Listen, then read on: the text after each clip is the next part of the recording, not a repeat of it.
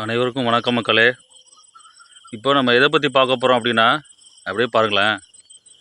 ஒரு பெரிய ஒரு பரவலாக எவ்வளோ செடிகள் அப்படியே வளர்ந்துருக்கு பாருங்களேன். இப்போ பார்த்தாலே தெரியும் உங்களுக்கு. பாருங்க, என்னென்னு தெரியுதுங்களா? பாருங்களேன், இது என்ன அப்படின்னு பார்த்தோன்னா நெய்வேலி காட்டாமணக்கு. இந்த நெய்வேலி காட்டாமணக்கு அப்படிங்கிறது தென் அமெரிக்கா அதை வந்து பூர்வீகமாக கொண்டது. ஆரம்பத்தில் இது பார்த்தோம் அப்படின்னா வேலிகளில் ஒரு ஒரு வேலிகளில் பாதுகாப்பாக அது வந்து பயன்படுத்தப்பட்டது. ஆனால் இன்றைக்கி பார்த்தோம் அப்படின்னா தமிழகத்தில் பார்த்தோம் அப்படின்னா பரவலாக காணப்படக்கூடிய ஒரு நச்சுத்தன்மை கொண்ட ஒரு கலைச்செடி தான் அது வந்து. 1965 பார்த்தோம் அப்படின்னா பசுந்தாள் உர செடியாக அறிமுகப்படுத்தப்பட்டது. ஆனால் இது தற்போது பார்த்தோம் அப்படின்னா நீர்நிலைகளை ஆக்கிரமித்து காணப்படக்கூடிய ஒரு தாவரம்தான் இது. கால்நடைகளுக்கு பார்த்தோம் அப்படின்னா அச்சுத்தன்மையை வந்து ஏற்படுத்தும். இது ஒரு அபாயகரமான ஒரு கலைச்செடி.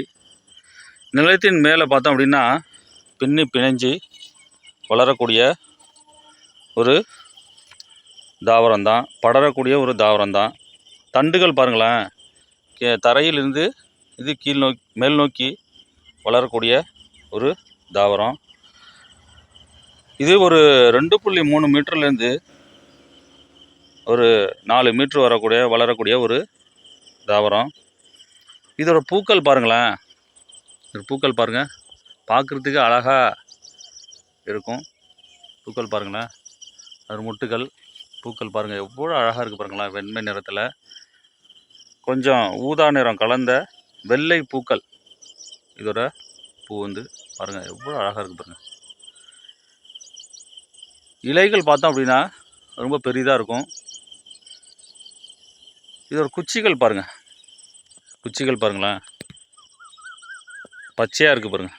குச்சிகள் பார்த்தோம் அப்படின்னா ரொம்ப பச்சையாக இருக்கும்.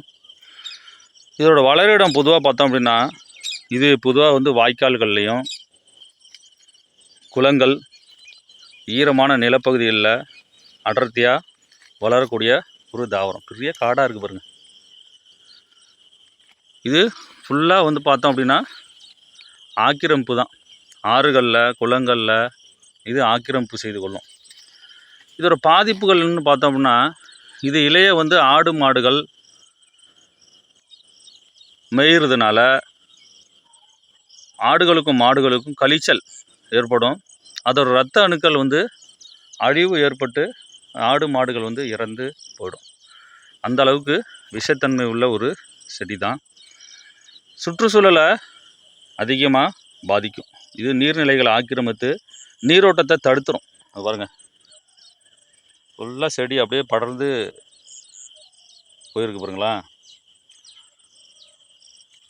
ஏராளமான நீர் இது வந்து ஆவியாக்கும்.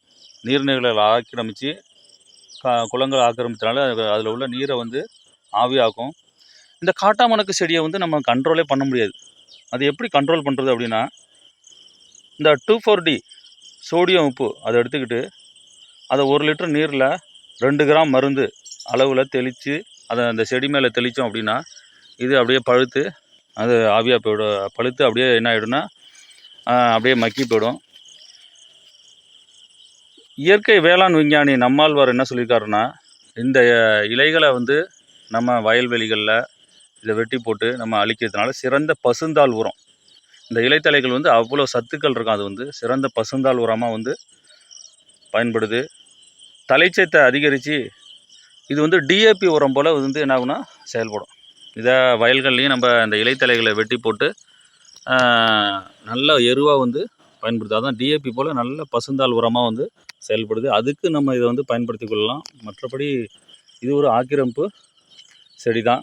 அந்த காலத்தில் பார்த்தோம் அப்படின்னா இதை வந்து விறகாக வந்து பயன்படுத்தணும். நல்ல முற்றிய தண்டை வந்து வெட்டி விறகாக பயன்படுத்தணும். இதில் பப்பாளி இலையில் எப்படி ஓட்டை இருக்கோ அதுபோல் இதுலேயும் இதோட தாவரத்தில் தண்டுகளில் வந்து ஓட்டை இருக்கும். அது வழியாக புகை வந்து அதிகமாக வெளியேறும். இது மனிதர்களுக்கும் அதிக பாதிப்பை வந்து வெளியேற்றும். இதை பாருங்களேன், இலைகளை ஒடித்தோம் அப்படின்னா இதில் நிறைய வந்து பால் வரும். இந்த தண்டுகளில் பார்த்தோம் அப்படின்னா பாருங்கள், இது அவ்வளோ விஷத்தன்மை கொண்டது. பாருங்கள்,